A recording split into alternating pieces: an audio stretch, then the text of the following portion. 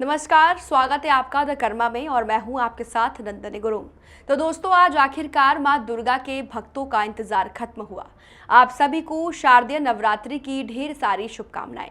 नवरात्रि के दौरान मां दुर्गा के भक्त उन्हें प्रसन्न और उनकी कृपा पाने के लिए व्रत, पूजन, हवन, पाठ और जाप करते हैं। इन 9 दिनों में मां भक्तों के घरों में प्रवेश भी करती है। लेकिन क्या आप जानते हैं कि दुनिया में सबसे पहले नवरात्रि व्रत किसने और क्यों रखा था? देवी दुर्गा की उत्पत्ति कैसे और क्यों हुई थी? तो दोस्तों, आज हम आपको इस वीडियो में इन सभी सवालों के जवाब देंगे और साथ ही बताएंगे कि नवरात्रि का सबसे पहले व्रत किसने और क्यों रखा था। दोस्तों, सनातन धर्म में सबसे ज्यादा पूजने वाली माता मां दुर्गा को ही माना जाता है। मां दुर्गा को अलग अलग नामों से भी जाना जाता है। खासकर नवरात्रि के अवसर पर लगातार माता के 9 रूपों की पूजा अर्चना की जाती है। नवरात्रि माता दुर्गा के 9 रूपों को समर्पित होती है। कहते हैं इस दौरान महिलाएं और पुरुष परिवार की खुशहाली के लिए व्रत रखते हैं। इस व्रत के दौरान नवरात्रि में उपवास रखने से शुभ परिणाम मिलता है। पौराणिक कथा के अनुसार मां दुर्गा की उत्पत्ति असुरों के राजा रंभ के पुत्र महिषासुर के वध से जुड़ी हुई है। कथा के अनुसार महिषासुर ने तपस्या कर ब्रह्मा जी को प्रसन्न कर वरदान प्राप्त किया था। वो जब चाहे विकराल और भयंकर रूप धारण कर सकते थे। इसके अलावा उसने वरदान पाया कि उसे कोई भी देवता या दानव युद्ध में नहीं हरा पाएगा। वरदान मिलने से महिषासुर बलशाली होने के साथ ही अहंकारी भी हो गया था। उसने स्वर्ग पर हाहाकार मचा दिया था। भगवान शिव और विष्णु भी उसे युद्ध में नहीं हरा पाए। तब सभी देवताओं ने मिलकर एक योजना बनाई जिसमें एक शक्ति को प्रकट कर महिषासुर का वध किया जा सके। सभी देवताओं ने एक साथ मिलकर एक तेज से रूप में शक्ति स्वरूप मां दुर्गा को प्रकट किया। सभी देवताओं की शक्तियों को एक साथ एक जगह इकट्ठा करने से एक आकृति की उत्पत्ति हुई। इस शक्ति को शिव जी ने त्रिशूल, विष्णु जी ने चक्र, ब्रह्मा जी ने कमल का फूल, वायु देवता ने नाग कान, पर्वत राज से कपड़े और सिर मिला।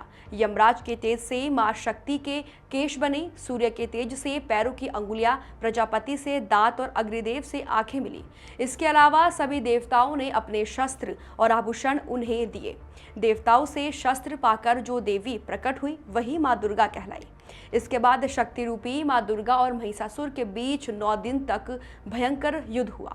9वें दिन देवी दुर्गा ने महिषासुर का वध कर दिया। जिन 9 दिनों तक मां दुर्गा ने महिषासुर के साथ वध किया वही आज नवरात्रि के तौर पर मनाए जाते हैं।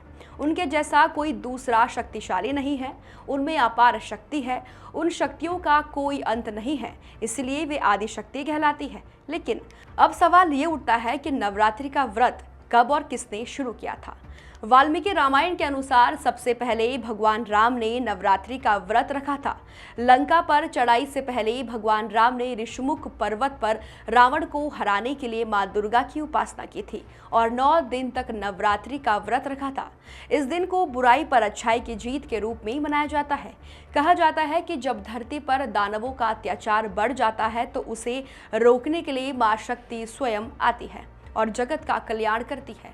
नवरात्रि के मौके पर जगह जगह पर माता का पंडाल लगता है और माता दुर्गा की पूजा की जाती है। इसी वजह से माना जाता है कि नवरात्रि की शुरुआत भगवान राम ने की थी। तो दोस्तों, नवरात्रि का महत्व तो आप जान ही चुके हैं। अब आइए जानते हैं मां दुर्गा को किन किन नामों से जाना जाता है और पहले दिन कौन सी माता की पूजा करनी चाहिए।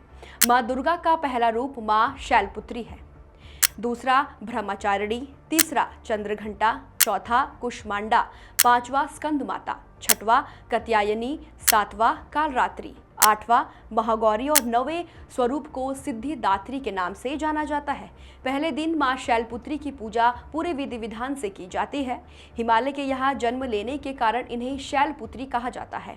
शैलपुत्री को भगवान शंकर की पत्नी पार्वती के रूप में भी जाना जाता है। इनके दाएं हाथ में त्रिशूल है और बाएं हाथ में इन्होंने कमल धारण किया हुआ है। मां शैलपुत्री को पूजा धन, रोजगार और निरोगी स्वास्थ्य पाने के लिए की जाती है। इस दिन पीले रंग के वस्त्र पहनने चाहिए। पीला रंग आशा और प्रसन्नता का प्रतीक है। तो दोस्तों, आज के वीडियो में सिर्फ इतना ही। ऐसे ही वीडियोस को देखने के लिए हमारे चैनल द कर्मा को सब्सक्राइब करें, वीडियो को लाइक करें और शेयर करें। धन्यवाद।